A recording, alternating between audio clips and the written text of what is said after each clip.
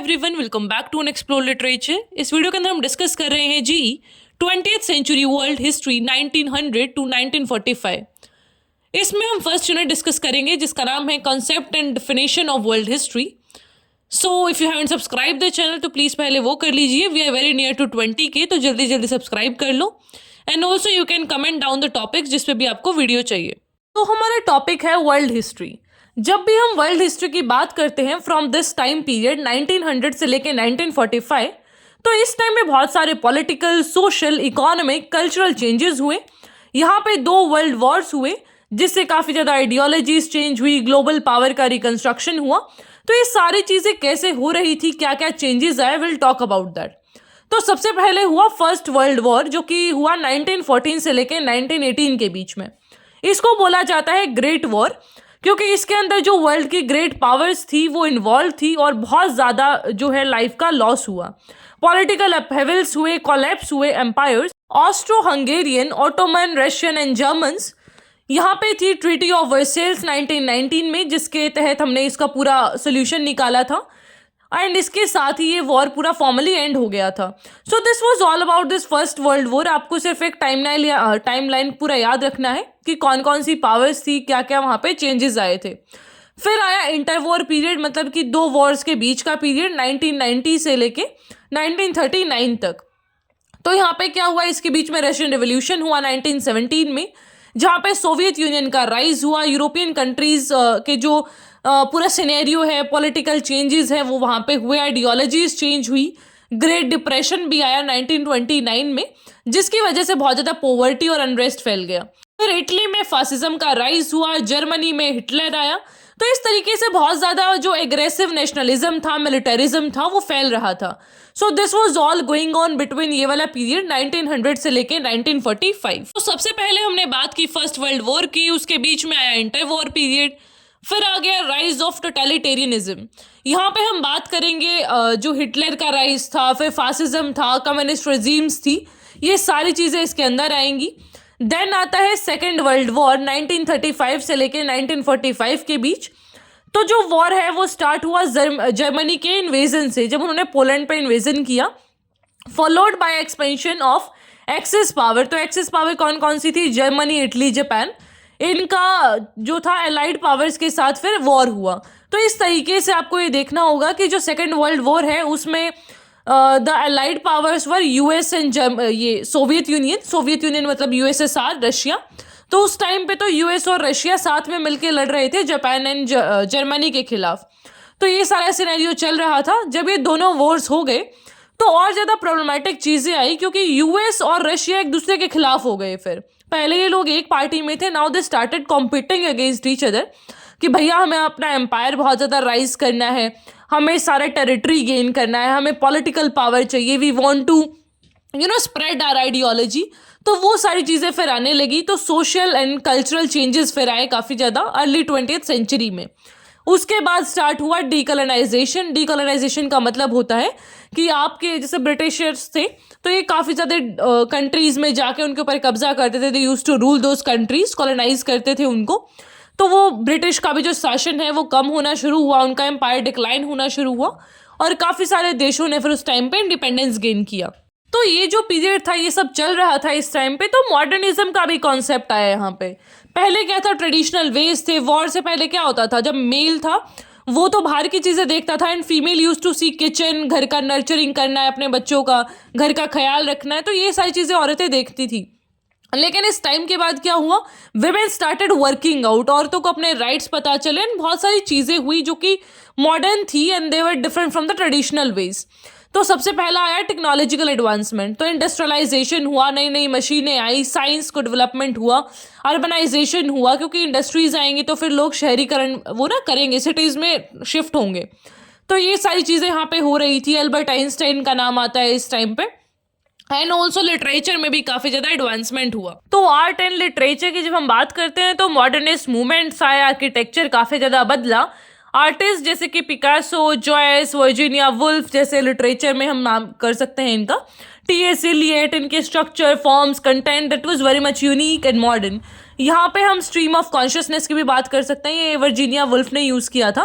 So that was a very new concept, वो पहले use नहीं किया जा रहा था। Then is philosophy and thought, तो साइको एनालिसिस, एग्जिस्टेंशियलिज्म, ये सारी चीज़ें आई। कल्चरल शिफ्ट हुआ, जो औरतों का रोल है मैंने आपको पहले ही बताया कि वॉर के बाद वुमेन स्टार्टेड वर्किंग आउट, उनको इंडस्ट्रीज में काम मिला, बिकॉज मर्द लोग तो कहाँ थे, वॉर में बिजी थे, male were busy into that, तो वुमेन को लीड लेना पड़ा, they have to come out and take role in that industry. फिर इंडस्ट्रियलाइजेशन जो हुआ उसमें वर्क फोर्स की और ज़्यादा ज़रूरत पड़ी, तो इस तरीके से फिर वुमेन का भी जो स्टेटस है वो थोड़ा सा पहले लिमिटेड था इनर स्फीयर में, लेकिन now they started coming out and outer sphere में भी उनका इन्फ्लुएंस बढ़ा।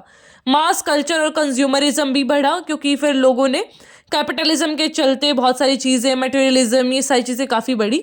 यूथ कल्चर भी बढ़ा एंड मास मूवमेंट्स और ये सारी चीज़ें भी होना स्टार्ट हो गई थी। फिर नेक्स्ट टर्म्स आती है इंपीरियलिज्म एंड कॉलोनियलिज्म। इंपीरियलिज्म की अगर हम बात करें तो ये एक पॉलिसी है, आइडियोलॉजी है, जहाँ पे एक देश सोचता है कि मैं अपनी पावर को एक्सटेंड करूं, मैं दूसरे जो देश है उनको डोमिनेट करूं, दूसरी टेरिटरीज को डोमिनेट करूं, अपना मिलिट्री, इकोनॉमिक या फिर पॉलिटिकल इन्फ्लुएंस लगा के। यहाँ पे आप अपने रिसोर्सेज को एक्सट्रैक्ट कर सकते हैं, मतलब दूसरे जो देश है उसके रिसोर्सेज को आप एक्सट्रैक्ट कर सकते हैं, अपनी अथॉरिटी को असर्ट कर सकते हैं और अपना कल्चर है जो उसे स्प्रेड कर सकते हैं। हिस्टोरिकली जो इंपीरियलिज्म है वो कॉलोनाइजेशन में इन्वॉल्व हुआ है, जहाँ पे एक नेशन, स्पेसिफिकली हम ब्रिटेन की यहाँ पे बात कर सकते हैं, उसने बहुत सारे नेशंस को कॉलोनाइज किया। Then is colonization. कॉलोनाइजेशन एक स्पेसिफिक फॉर्म है इंपीरियलिज्म का, जिसका मतलब होता है डायरेक्टली कंट्रोल कर लेना या फिर सेटलमेंट कर लेना किसी टेरिटरी की। तो इसमें भी आप देख सकते हैं, ब्रिटेन के एग्जाम्पल देख सकते हैं, फ्रेंच ने भी काफ़ी, जो फ्रांस वाले उन्होंने भी काफ़ी ज़्यादा कॉलोनीज बनाई, तो जापान ने भी करा था। तो इस तरीके से काफ़ी ज़्यादा जो नेशंस हैं, ग्रेट पावर्स हैं, वो निकल के आए who try to colonize other nations, जो उनको लगता था कि भाई ये तो हम ऐसा आसानी से कॉलोनाइज कर सकते हैं, यहाँ पे अच्छे रिसोर्सेज हैं, तो हम इनके लोगों को यूज़ करते हैं to make our own benefits. फिर हमारा नेक्स्ट टॉपिक आता है इंटरकनेक्टेडनेस। अब इंटरकनेक्टेडनेस का आप लिंक कर सकते हैं ग्लोबलाइजेशन के साथ, कि जब different countries, different regions, different cultures एक दूसरे के साथ कनेक्ट होते हैं, आप उसको सोसाइटीज़ के रूप में कह सकते हैं, कल्चर के रूप में, इकोनॉमीज, पॉलिटिकल सिस्टम्स, या फिर इंटरनेशनल रिलेशंस के मामले में भी आप उसे देख सकते हैं। तो फिर क्या होता है, एक दूसरे का इन्फ्लुएंस पड़ता है। मैंने आपको एक और वीडियो में बताया था, I don't remember the subject we were discussing, तो उसमें मैंने आपको बताया था कि अब ज़्यादा डिफरेंस नहीं रहा है। अब we started wearing those blue jeans, जो अमेरिका का कल्चर था। हम पिज़्ज़ाज खा रहे हैं, that is a Italian thing. Then we are also eating Chinese stuff. तो बहुत सारी चीज़ें हैं जो हम चाइना की भी यूज़ कर रहे हैं, और बहुत सारा एक इंटरकनेक्टेड सा सिस्टम हो गया है। And I already told you कि एप्पल का तो मैन्युफैक्चरिंग ही ऐसे होता है। जो ये हमारे आईफोन्स हैं, इनका ऐसा नहीं है कि एक देश में ये बन के आ रहे हैं, इनका असेंबलिंग होता है, कहीं पे कोई पार्ट बनता है, कहीं पे कुछ और बनता है, फिर एक जगह पे आके असेंबल होता है। तो इस तरीके से हमारा जो वर्ल्ड है वो बहुत इंटरकनेक्टेड है, वो ट्रेड के मामले में हो, कल्चर के मामले में, वॉर, टेक्नोलॉजी, ये सारी चीज़ों की वजह से we are very interconnected to each other. And अब टेक्नोलॉजी ने तो और ज़्यादा सिचुएशन को बहुत कर दिया है कि वी गेट टू नो ऐसा पल पल का खबर कि किस देश में क्या हो रहा है, कब क्या होने वाला है। So that makes us more interconnected. Now the next thing is revolution. तो रेवोल्यूशन का मतलब होता है एक फंडामेंटल या फिर रैपिड चेंज। या तो वो पॉलिटिकल सेंस में हो सकता है कि आपने सरकार का ही तख्ता पलट कर दिया, आपने डिफरेंट फॉर्म ऑफ गवर्नमेंट ले लिया। फॉर एग्जाम्पल, पहले आपके यहाँ पे एक किंग रूल कर रहा था, now you are having democracy. तो इस तरीके से, या फिर कोई सोशल चेंज, इकोनॉमिक चेंज या फिर कल्चरल चेंज, उसे बोलते हैं रेवोल्यूशन। तो बहुत सारे देशों में रेवोल्यूशन हुआ, जैसे कि मैक्सिकन रेवोल्यूशन। यहाँ पे सोशल एंड पॉलिटिकल अपहेवल्स हुए 1910 में। ज़्यादा आपको डिटेल्स याद करने की ज़रूरत है नहीं, you can just quote some examples. आप इंडियन रेवोल्यूशन की बात कर सकते हैं, आप चाइनीज़ रेवोल्यूशन की बात कर सकते हैं। You can also take example of Russian revolution, जो कि 1917 में हुआ था। चाइनीज़ रेवोल्यूशन 1911 से लेकर 1945 तक, जर्मन रेवोल्यूशन 18 से 19 तक। तो इस तरीके से डिफरेंट नेशंस में ये सारे हुए रेवोल्यूशंस, और उनसे क्या चेंजेस आए। तो आप इंडिया का याद रख लेना, रशिया का याद रख लेना, मतलब एक दो याद रखो, so that you can coat them in exam. Now the last topic is anti colonial struggles. तो कॉलोनियलिज्म हमने पहले ही डिस्कस करा कि जब एक देश दूसरे पे कब्जा कर लेता है, उसकी कल्चर, सोशल, पॉलिटिकल सारी चीज़ों को इन्फ्लुएंस करने की कोशिश करता है। तो यहाँ पे अगर हम ब्रिटेन का एग्जाम्पल लेके चलें तो किस तरीके से उन्होंने इंडिया वालों का जो पूरा फ्रीडम है, वहाँ का कल्चर एंड एवरीथिंग को ट्राई करा कि they can change that. Egypt की हम बात कर लेते हैं तो 1919 में ये स्ट्रगल हुआ। तो यहाँ पे क्या था कि वाइड स्प्रेड हुआ नेशनलिस्ट सरप्राइजिंग का इजिप्ट में 1919 में। यहाँ पे भी ब्रिटिशर्स ही रूल कर रहे थे। तो ये सारी चीज़ें आपको बतानी होगी यहाँ पे कि एंटी कॉलोनियल स्ट्रगल क्या होता है, कि जब हम कॉलोनियल पावर के खिलाफ लड़ते हैं कि भाई हमें तुम्हारा रूल नहीं चाहिए, हमारा देश अलग है, you go to your own place, हमें किसी पावर की जरूरत नहीं है यहाँ पे कि हाँ तुम आओगे and you can teach us the way we should behave, या फिर कि ना ऐसा वाइट मैन बर्डन वाली थिंग कि हाँ तुम सुपीरियर लोग हो, तुम हमें सिखाओगे इस तरीके से। We don't want that. हमारा खुद का देश है, हम खुद संभालेंगे। You keep your own things ready for yourself. हमारे लिए तुम्हें कुछ प्रिपेयर करने की ज़रूरत है नहीं। तो पूरा एक जो इम्पीरियलिस्ट थॉट है नेशनलिज्म के अंदर, उसको ये काउंटर करता है एंटी कॉलोनियल स्ट्रगल्स की जब हम बात करते हैं। फिर आप ये भी बता सकते हैं कि इंडिया में कौन कौन से स्ट्रगल्स हुए, non cooperation movement, civil disobedience movement, इनकी आप बात कर सकते हैं। अगर आपको इनके बारे में नहीं पता तो you can check my nationalism in India वाली वीडियोज़, वहाँ पर हमने इसको डिस्कस करा है।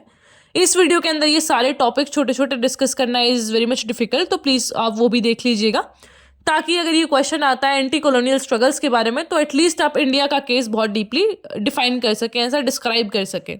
So that's it about the video. I think आपको समझ आया होगा। फिर भी कोई क्वेश्चन क्वेरी कुछ भी है तो वो पूछ लीजिएगा। You can follow me on Instagram, you can text me on Telegram, या फिर जहाँ पर भी आपको क्वेश्चन पूछना है वहाँ पूछ लेना। I will answer that.